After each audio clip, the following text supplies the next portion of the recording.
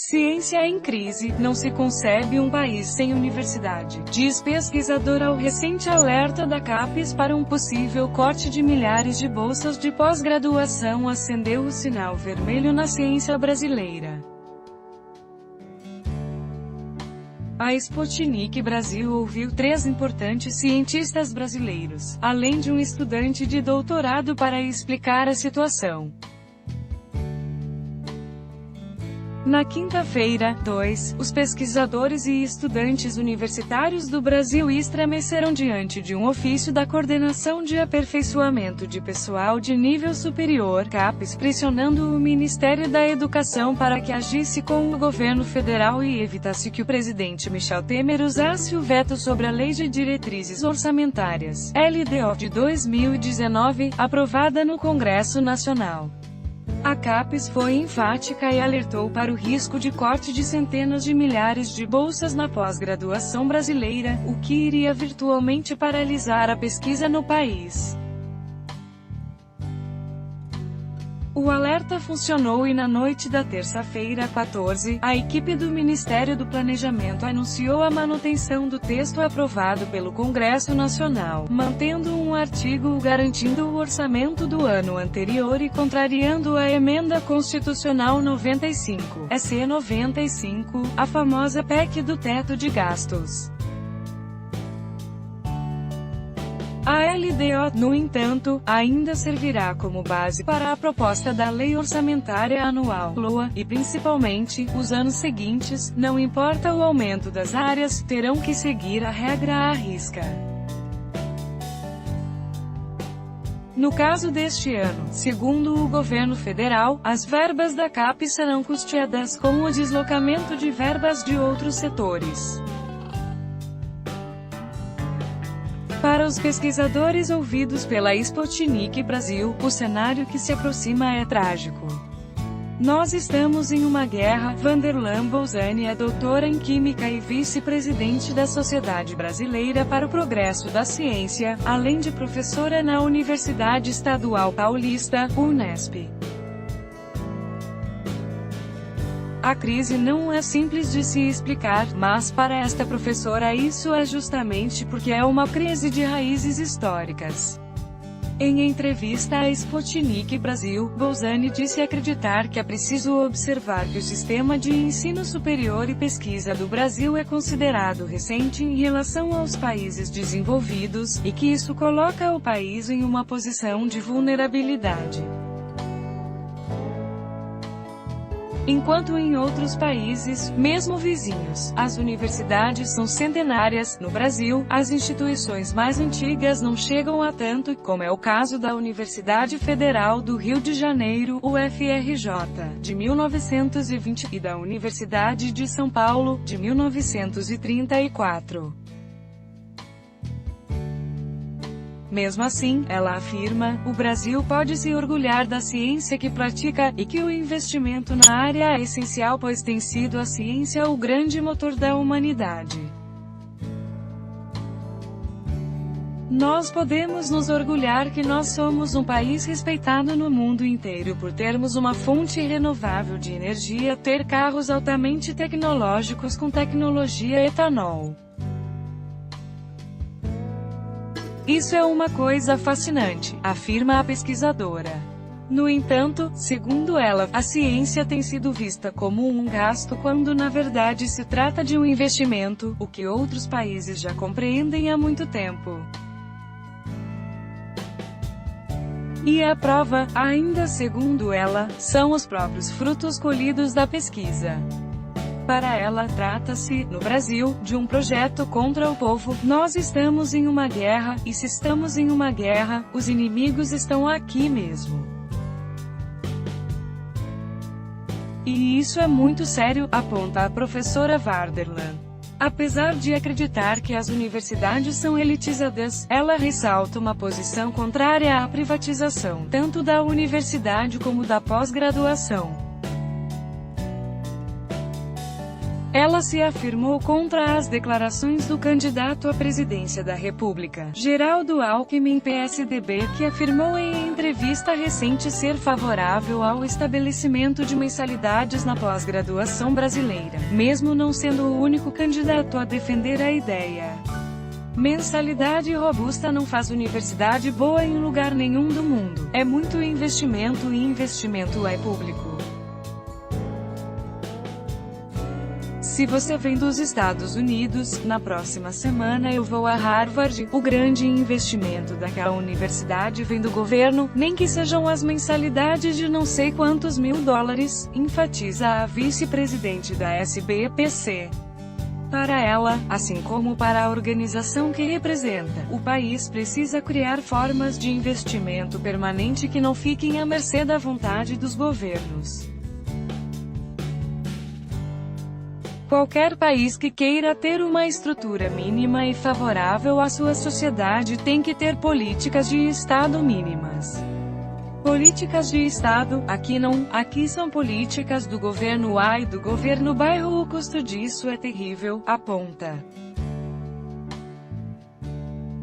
Para ela, esse tipo de investimento é uma solução a longo prazo para o desenvolvimento e que países como a China, hoje colhem os frutos do investimento na ciência. Não precisa nem ser cientista. Paulo Artaxo, do Instituto de Física da Universidade de São Paulo, também foi categórico em entrevista à Sputnik Brasil quanto à possibilidade do contingenciamento de gastos na ciência brasileira. Para ele, um dos cientistas brasileiros mais citados no exterior, a interpretação da possibilidade de cortes diretos na educação brasileira tanto agora quanto nas próximas 2 décadas através da EC 95 é de certa forma óbvia. Você não precisa nem ser cientista para você realmente saber o que está ocorrendo com o setor de educação e de ciência, tecnologia e inovação no Brasil. Evidentemente que uma redução brutal de 50% a 80% do orçamento comparado a 2 anos atrás, evidentemente que isso enterra toda a pesquisa científica no Brasil, enfatiza o professor Artaxo. Apesar de ter sua pesquisa diretamente financiada pela Fundação de Amparo à Pesquisa do Estado de São Paulo, FAPESP, o maior fundo desse tipo no Brasil, o pesquisador lembra que a atividade é coletiva e que conta com pesquisadores da CAPES e do CNPq para alguns de seus projetos. Ninguém hoje faz pesquisa sozinho. Então eu tenho parceiros, por exemplo, que trabalham na Amazônia, de Manaus, de Porto Velho. Esses parceiros não vão ter a menor condição de trabalho mais, e aí vão deixar de poder prestar uma parceria científica, enfatiza o professor, ressaltando que esse tipo de medida compromete diretamente o futuro do país.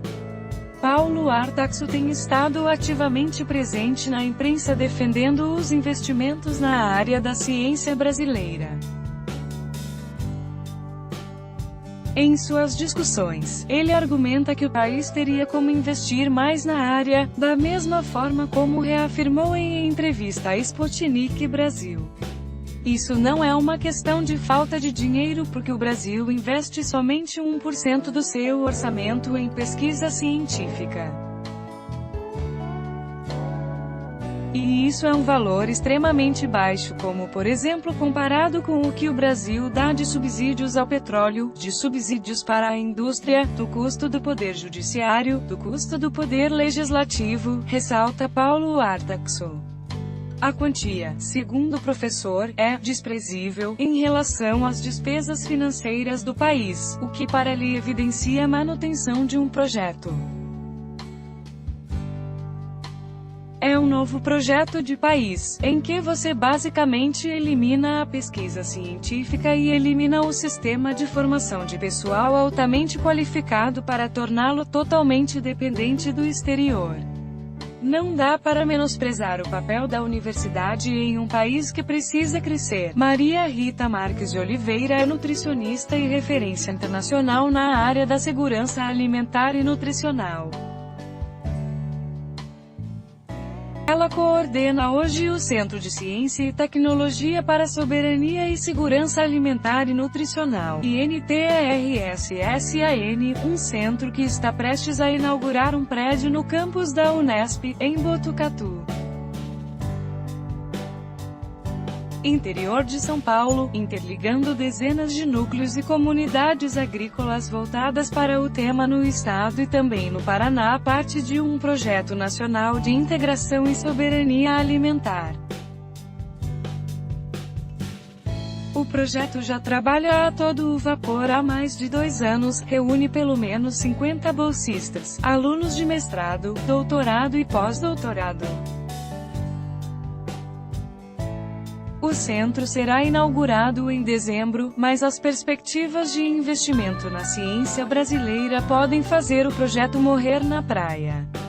E sinceramente, eu não estou nem empolgada em fazer a inauguração desse centro porque eu não sei o que vai acontecer, lamentou a professora em entrevista à Sputnik Brasil. A professora Maria Rita lembra que foram anos de investimento para criar a infraestrutura e dar subsídios para uma pesquisa com forte significado social. O INTERSSAN é parte de uma política de longo prazo do governo focada na criação de um Sistema Nacional de Segurança Alimentar e Nutricional, SESAN, com vistas a garantir um projeto de soberania nacional a partir de várias regiões do país. Porém, a atual política do governo lhe tirou as perspectivas. Eu não faço a menor ideia do que vai acontecer na hora que acabar o recurso do projeto. Investe-se, cria-se uma grande infraestrutura, você se compromete socialmente para fazer as coisas e agora eu não sei o que eu falo para as pessoas, ressalta a pesquisadora. A consequência de cortes como os que foram anunciados pela CAPES e o CNPq, e que podem ainda virar realidade no LOA e nos próximos exercícios financeiros, poderia afetar 32 comunidades ligadas ao projeto com centenas de pessoas envolvidas em uma pesquisa conjunta. O INTERSSAN é um exemplo de integração comunitária, estendendo as pesquisas para pequenas comunidades agrícolas em diversas regiões do interior de São Paulo. Essa seria só uma amostra do impacto, visto que as bolsas seriam apenas o começo.